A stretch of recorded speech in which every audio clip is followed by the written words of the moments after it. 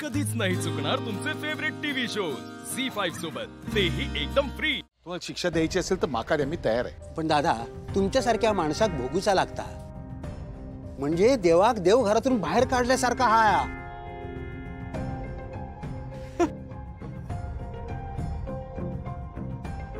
पण आमची खरंच काही तक्रार नाही हा बघा, जा काही घडता ना तर दायचेच्या आणि ह्यांच्या इच्छेनुसारच घडता, कारण आमका घराचे हिस्से करूचे नाही आहेत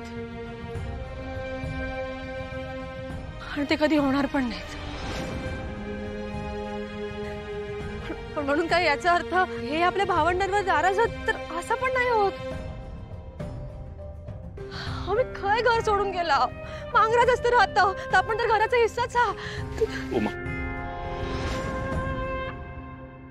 हे बघा, तुमच्या निर्णयामुळे आमच्या भावंडांमध्ये गैरसमज निर्माण होईल। मी हात जोडून तुम्हाला विनंती करतोय, तुमचा हा असहकार्याचा जो निर्णय आहे तो कृपा करून मागे घ्या, मी विनंती करतो।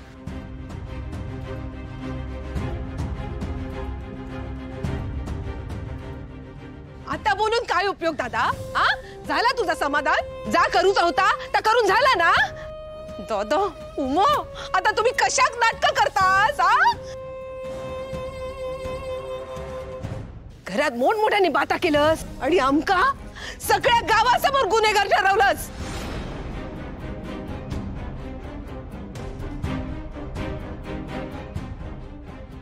आणि जर तुमच्या माफी मागण्याच्या नाटकात फसून पंचायत जर त्यांचा निर्णय बदलणार असत ना तर माका त्यांची मेहरबानी नको।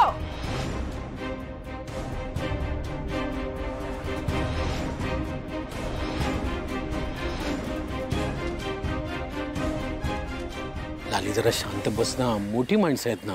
मोठी माणसं आहेत ना, मग सगळ्यांका समजू कोया काय होता आता। या बघा, तुमका काय असहकार्याचा करूचा ना तर खुशाल करा, माका कोणाची गरज नाही। लाली, मी हात जोडतो तुझ्यासोबत, जरा शांत राहा ना। दादा नाही, अरे दादा, कोणासाठी हात जोडतस तू?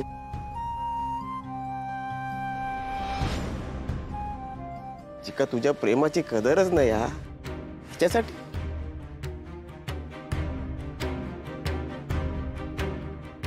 अरे दादा, तू आणि उमा वहिनी जर आमच्यासाठी हात जोडले ना तर आमका पाप लागत रे। ता पाप डोक्यावर घेऊन फिरण्यापेक्षा गावकऱ्यांनी दिलेली शिक्षा माका मान्य। बंधू भाऊ,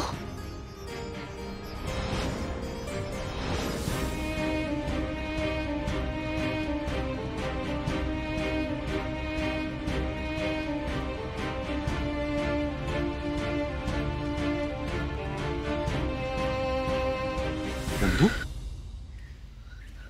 बंधू, ए बंधू, मी आहे ना, मी आहे तुमच्या बरोबर आणि सतत तुमच्या पाठीशी राहणार। मी कुठे जाणार नाही, मी कधी तुमच्यावर अन्याय होऊ देणार नाही।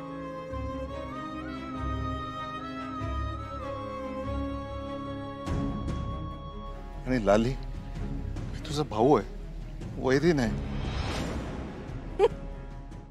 झी5 ॲप डाउनलोड करा आणि पहा सर्व एपिसोड्स एकदम फ्री।